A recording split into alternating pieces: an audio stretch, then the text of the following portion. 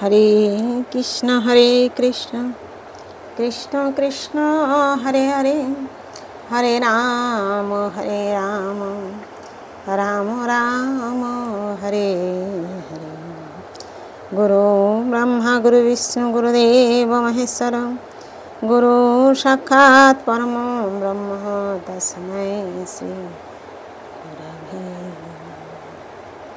नमो ब्रह्मण्य देवाय गो ब्रह्मणहिताय च जगद्धिताय श्रीकृष्णाय गोविंदाय नमो।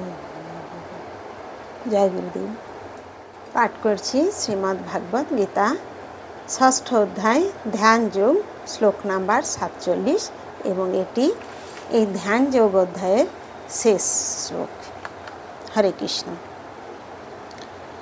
योगिनामपि सर्वेषां मद्गतेनान्तरात्मान श्रद्धावान् भजते जो मां स मे युक्ततमो मतो।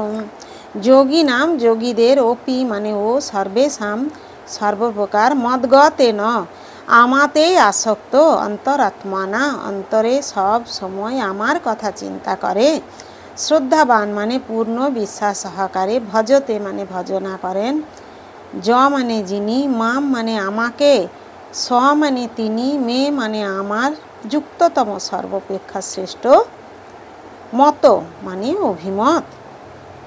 অনুবাদ। এখানে ভজতে শব্দটি তাৎপর্যপূর্ণ।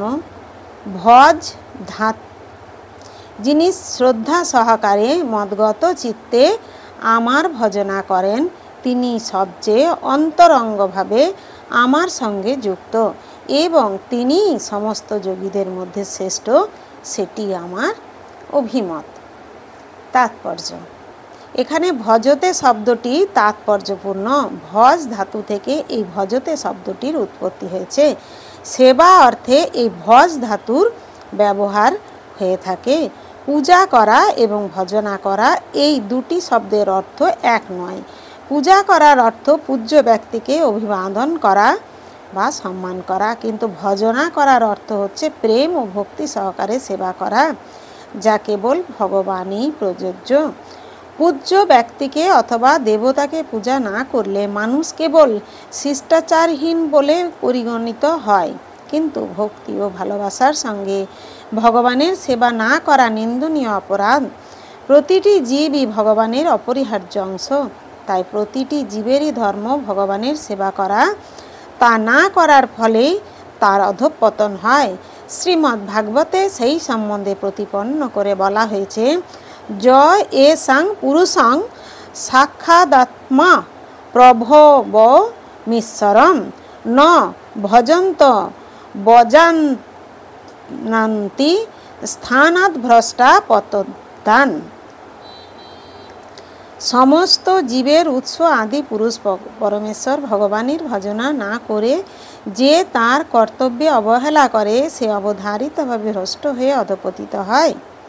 এই শ্লোকেও ভজন্তি শব্দটি ব্যবহার করা হয়েছে, তাই পরমেশ্বর ভগবানের উদ্দেশ্যে ভজন্তি কেবল প্রযোজ্য, কিন্তু পূজা শব্দটি দেবদেবী ও অন্যান্য জীবের ক্ষেত্রে ব্যবহার করা যেতে পারে। শ্রীমদ্ ভাগবতের এই শ্লোকে অবজানন্তি শব্দটি উল্লেখ্য ভগবদ্গীতাতেও পাওয়া যায়। অবজানন্তি মাং মূঢ়া, মূঢ় ব্যক্তিরাই কেবল পরমেশ্বর ভগবান শ্রীকৃষ্ণকে যথার্থভাবে জানতে না পেরে অবজ্ঞা করে। ভগবানের প্রতি সেবার মনোবৃত্তি ছাড়াই এই সব মূঢ়রা ভগবদ্গীতার তাৎপর্য লেখার দায়িত্বভার গ্রহণ করে, তাই তারা ভজন্তি ও পূজা শব্দ দুটির মধ্যে যথার্থ পার্থক্য নিরূপণ করতে পারে না।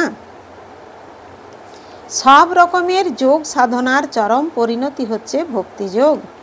অন্যান্য সমস্ত যোগের উদ্দেশ্য ভক্তিযোগের মাধ্যমে ভগবত ভক্তির স্তরে উন্নীত হওয়া। যোগ বলতে প্রকৃতপক্ষে ভক্তিযোগকেই বোঝায়, আর অন্য সমস্ত যোগ ক্রমান্বয়ে ভক্তিযোগে যুক্ত হয়। কর্মযোগ থেকে শুরু করে ভক্তিযোগের শেষ পর্যন্ত পন্থাটি আত্মতত্ত্ব জ্ঞান লাভের এক সুদীর্ঘ পথ। নিষ্কাম কর্মযোগ থেকে এই পথের শুরু। কর্মযোগের মাধ্যমে যখন জ্ঞান ও বৈরাগ্যের উদয় হয় তখন এই স্তরকে বলা হয় জ্ঞানযোগ। দৈহিক ক্রিয়াকলাপের মাধ্যমে যখন জ্ঞান যোগের সঙ্গে ধ্যান যোগ যুক্ত করে মনকে পরমাত্মার উপর একাগ্র করা হয় তখন তাকে বলা হয় অষ্টাঙ্গ যোগ।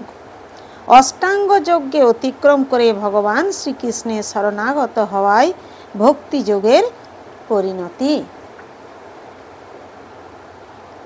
প্রকৃতপক্ষে এই ভক্তিযোগই চরম লক্ষ্য, কিন্তু পুঙ্খানুপুঙ্খভাবে ভক্তিযোগের বিশ্লেষণ করার জন্য অন্য সমস্ত যোগ সম্বন্ধে অবগত হতে হয়।